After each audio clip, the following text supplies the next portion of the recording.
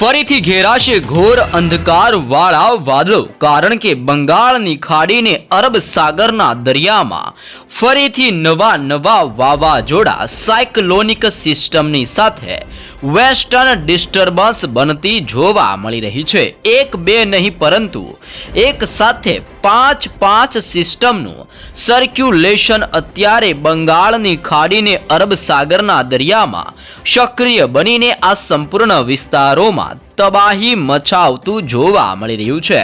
અને હવે આ સિસ્ટમો દિશા બદલીને દરિયાના મારફત થકી આગળ વધીને ભારત દેશ તરફ ગતિ કરતી જોવા મળી રહી છે, જેમાં એક સિસ્ટમ અત્યારે માલદીવના વિસ્તારોમાં અને બીજી સિસ્ટમ બંગાળની ખાડીના દરિયાના મારફતે દક્ષિણી ભારતના દરિયાઈ કાંઠાના વિસ્તારોમાં ત્રાટકવા માટે આગળ વધતી જોવા મળી રહી છે. જેમ સિસ્ટમ દરિયામાંથી જમીન તરફ ગતિ કરતી જોવા મળી રહી છે, તેમ દક્ષિણી ભારતના વિસ્તારોથી ઉત્તર ભારતના વિસ્તારોમાં કાળા ડિબાંગ વાદળોના મોટા ઝુંડ છવાતા જોવા મળી રહ્યા છે. અને ઉત્તર ભારતના વિસ્તારોમાં તોફાની પવનની તીવ્રતા સાથે ભયંકર ઠંડીના ચમકારાની સાથે રીતસરની બરફ વર્ષા થતી પણ ઉત્તર ભારતના વિસ્તારોમાં જોવા મળી રહી છે. ઉત્તર ભારતની અંદર કાશ્મીરના વિસ્તારથી શ્રીનગરના વિસ્તારની અંદર કેલાંગના વિસ્તારથી લેહ લદ્દાખના વિસ્તારો અને શિમલાના વિસ્તારોમાં ભયંકર ઠંડી પડતી જોવા મળી રહી છે. ઠંડીની સાથે હિમવર્ષાને લઈને આ સંપૂર્ણ વિસ્તારોમાં ભારે વરસાદની સાથે બરફ વર્ષા ખાબકવાને લઈને હાઈ એલર્ટ જાહેર કરવામાં આવી રહ્યું છે. આમ ઉત્તર ભારતના વિસ્તારોની અંદર અને દક્ષિણી ભારતના તટીય દરિયાઈ કાંઠાના વિસ્તારોમાં આવનાર 5 દિવસની અંદર તોફાની પવન, ભયંકર ઠંડીની સાથે કમોસમી વરસાદ અને માવઠાને લઈને નવી આગાહી કરવામાં આવી છે. નવી સિસ્ટમો સક્રિય થવાની સાથે ગુજરાતના વાતાવરણ ઉપર પણ મોટા પલટાવ આવવાની અત્યારે શરૂઆત જોવા મળી રહી છે. અરબ સાગરના દરિયામાંથી નેપાળના વિસ્તારોમાંથી આવી રહેલા અને ઉત્તર ભારતના વિસ્તારોમાંથી ફૂંકાતા ભેજયુક્ત પવનના મારાને લઈને ગુજરાતની અંદર પણ દિવસે ને દિવસે ભયંકર ઠંડીની સાથે ભેજનું પ્રમાણ હવે ગુજરાતમાં વધતું જોવા મળી રહ્યું છે. ગુજરાત ઉપર પણ ઘોર અંધકારવાળા વાદળોના ઝુંડ છવાતા જોવા મળી રહ્યા છે, જેને લઈને આગામી 3 દિવસોની અંદર હજી પણ ઠંડીના પ્રમાણની અંદર વધારા સાથે રાજ્યની અંદર છૂટા છવાયા વરસાદ ખાબકવાને લઈને અંબાલાલ પટેલ દ્વારા અમુક વિસ્તારો માટે મોટી આગાહી કરવામાં આવી છે. આમ ગુજરાત રાજ્યના વાતાવરણની અંદર પણ આગામી 3 દિવસોમાં મોટા પલટાવ આવતા જોવા મળી શકે છે. પવનોની તીવ્રતાની સાથે ગુજરાતમાં કચ્છના વિસ્તારો, ઉત્તર ગુજરાતના જિલ્લાઓ, સૌરાષ્ટ્રના વિસ્તારથી મધ્ય ગુજરાત અને દક્ષિણી ગુજરાતના વિસ્તારોમાં આગામી 3 દિવસની અંદર વાતાવરણની અંદર મોટા પલટાવ સાથે પવનની તીવ્રતા વધવાને લઈને આગાહી કરવામાં આવી છે. જો હાલ ગુજરાતની અંદર પવનની ઝડપની માહિતી મેળવવામાં આવે તો પાકિસ્તાન, નેપાળ, ઓમાનના વિસ્તારોમાંથી ગુજરાત તરફ સતત ફૂંકાતા પવનોની તીવ્રતાને લઈને 30 કિલોમીટરથી લઈને 35 કિલોમીટર અને વધારેમાં વધારે 40 કિલોમીટર પ્રતિ કલાકની ઝડપે ગુજરાતના ભિન્ન વિસ્તારોની અંદર અત્યારે પવનની તીવ્રતા દર્શાવવામાં આવી રહી છે.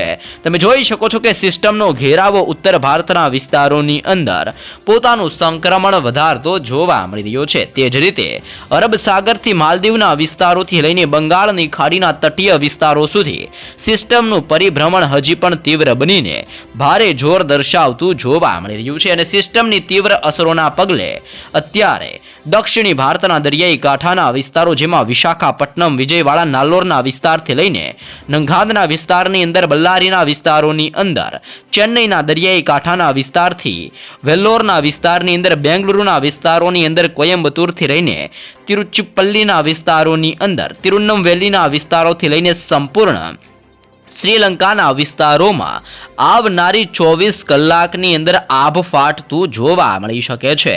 ઘોર અંધકારની સાથે આ વિસ્તારોમાં વીજળીના ચમકારા વધતા જોવા મળી રહ્યા છે અને ભર શિયાળા દરમિયાન આભ ફાટતું હોય તેવા માહોલ દક્ષિણ ગુજરાતના વિસ્તારોમાં ફરીથી સક્રિય બનતા જોવા મળી શકે છે. જેમ જેમ સિસ્ટમ દરિયાના મારફતે અત્યારે ભારત દેશ તરફ આગળ વધતી આ નવી સિસ્ટમો નવી સર્ક્યુલેશન અત્યારે જોવા મળી રહી છે, તેમ તેમ બંગાળની ખાડીને અરબ સાગરના દરિયાની અંદર હલચલ વધતી જોવા મળી રહી છે અને બંગાળની ખાડી ગબડતી હોય તેમ ફરીથી બંગાળની ખાડીના દરિયાની અંદર ઊંચા મોજા ઉછળતા જોવા મળી રહ્યા છે અને ગુજરાતના વાતાવરણની અંદર મોટા પલટાવ સાથે વાદળ છવાયું વાતાવરણ જોવા મળી ચૂક્યું છે. સાથે જ મુંબઈના વિસ્તારથી જાલનાના વિસ્તારની અંદર નાગપુર બેંગ્લોરના વિસ્તારોની અંદર પણ હળવા વાદળોના ઘેરાવા અત્યારે બનતા જોવા મળી ચૂક્યા છે. આમ ઠેર ઠેર વિસ્તારોમાં વાદળોના ઝુંડની વચ્ચે તોફાની પવનોની ગતિવિધિઓ વધતી જોવા મળી રહી છે. તમે લાઈવ જોઈ શકો છો કે સૌરાષ્ટ્રના સંપૂર્ણ વિસ્તારોમાં અત્યારે વાદળ છવાયું વાતાવરણ જોવા મળી ચૂક્યું છે, જેમાં પણ સવિસ્તૃત વિગતસર અપડેટ મેળવીએ તો જામનગરના વિસ્તારોની અંદર કાલાવડ રાજકોટથી લઈને ધ્રોલના પંથકોમાં 17 ડિગ્રીથી 19 ડિગ્રી ને 18 ડિગ્રી સેલ્સિયસ ઠંડીનું ટેમ્પરેચર જોવા મળી ચૂક્યું છે.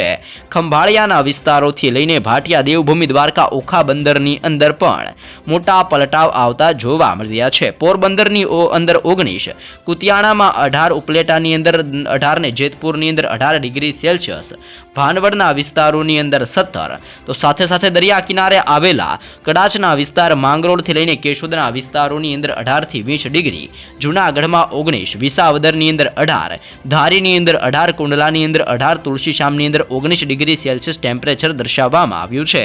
દરિયાઈ કાંઠાની અંદર વેરાવળ, કોડીનાર, ઉનાના વિસ્તારોની સાથે રાજુલાના વિસ્તારોમાં 18 ડિગ્રીથી 19 ડિગ્રી સેલ્સિયસ ટેમ્પરેચર દર્શાવવામાં આવી રહ્યું છે. તે જ રીતે મહુવા, અલંગ, ભાવનગરના દરિયાઈ કાંઠાના વિસ્તારોમાં હવે તોફાની પવનની ગતિવિધિઓ સાથે ઠંડીનું જોર વધતું જોવા મળી રહ્યું છે અને ભાવનગરના વિવિધ વિસ્તારોમાં ભયંકર ભેજના પ્રમાણની અંદર વધારા સાથે ઠંડીનો ચમકારો ભારે અસર દર્શાવતો જોવા મળી રહ્યો છે.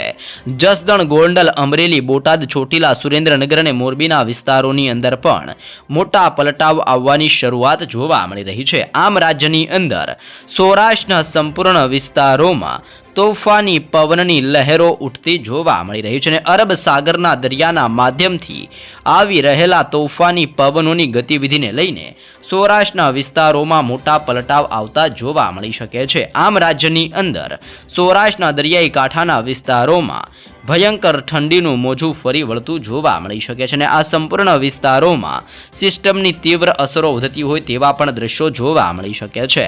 સાથે સાથે દક્ષિણી ગુજરાતના જિલ્લાઓની અંદર પણ મોટી આગાહી આપવામાં આવી છે. ઘોર અંધકારવાળું વાતાવરણ અત્યારે દક્ષિણી ગુજરાતના વિસ્તારોમાં ખેલાયેલું જોવા મળી ચૂક્યું છે. તમે જોઈ શકો છો કે આ વિસ્તારોમાં સતત પવનોની ગતિવિધિઓ વધતી જોવા મળી રહી છે અને જેના કારણે દક્ષિણ ગુજરાતના વિસ્તારોની અંદર ઠંડીનું જોર વધી રહેલું જોવા મળી ચૂક્યું છે, જેને લઈને આમોદના વિસ્તારોથી લઈને રાજપીપળાનો વિસ્તાર, ભરૂચના વિસ્તારથી નર્મદા જિલ્લાની અંદર, સુરતના વિસ્તારથી વ્યારા, નવસારી, ડાંગ અને વલસાડના વિસ્તારોની સાથે આહવાના પંથકોની અંદર મોટા પલટાવ આવતા હોય તેમ એકાએક અત્યારે મોટા પલટાવની સાથે સિસ્ટમનું ભારેથી લઈને અતિ ભયંકર જોર દક્ષિણી ગુજરાતના જિલ્લાઓની અંદર સિસ્ટમની તીવ્ર અસરોની સાથે સિસ્ટમનું જોર દક્ષિણ ગુજરાતના વિસ્તારોમાં પણ ભારે અસર દર્શાવતું જોવા મળી રહ્યું છે. દક્ષિણ ગુજરાતના જિલ્લાઓમાં 19 ડિગ્રીથી 18 ડિગ્રી સેલ્સિયસ ટેમ્પરેચર ભિન્ન વિસ્તારોમાં જોવા મળી રહ્યું છે. આમ વાદળોના ઘેરાવાની વચ્ચે દક્ષિણ ગુજરાત ઉપર પણ પવનની ગતિવિધિઓ અને માવઠાનું જોર આજથી વધતું જોવા મળી શકે છે. મધ્ય ગુજરાતનો સંપૂર્ણ વિસ્તાર પણ હવે વાદળોના ઝુંડની વચ્ચે ઘેરાતો જોવા મળી ચૂક્યો છે, જેમાં અહેમદાબાદ, નડિયાદ, ધોળકા, ખંભાતના વિસ્તારોથી વડોદરાના વિસ્તારોની અંદર બોડેલી, દાહોદ, છોટા ઉદેપુરના વિસ્તારથી ગોધરા, ખેડા, પંચમહાલ અને મહીસાગરના આમ આ સંપૂર્ણ વિસ્તારોમાં મોટા પલટાવ આવવાની સાથે તોફાની પવનોની ગતિવિધિઓ થતી જોવા મળી શકે છે.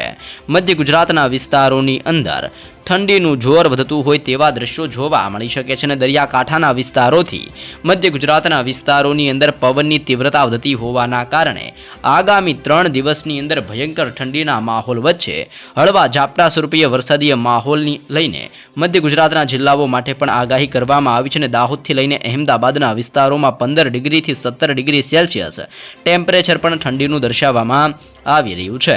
ઉત્તર ગુજરાતના જિલ્લાની અંદર બનાસકાંઠા, સાબરકાંઠા, અરવલ્લી, પાટણ, મહેસાણા અને ગાંધીનગરના વિસ્તારોમાં પણ સિસ્ટમનું દબાણ અને હવાના દબાણને લઈને ઠંડીના છમકારા સાથે હળવા વરસાદ વરસવાની આગાહી ઉત્તર ગુજરાતના જિલ્લાઓ માટે દર્શાવવામાં આવી રહી છે.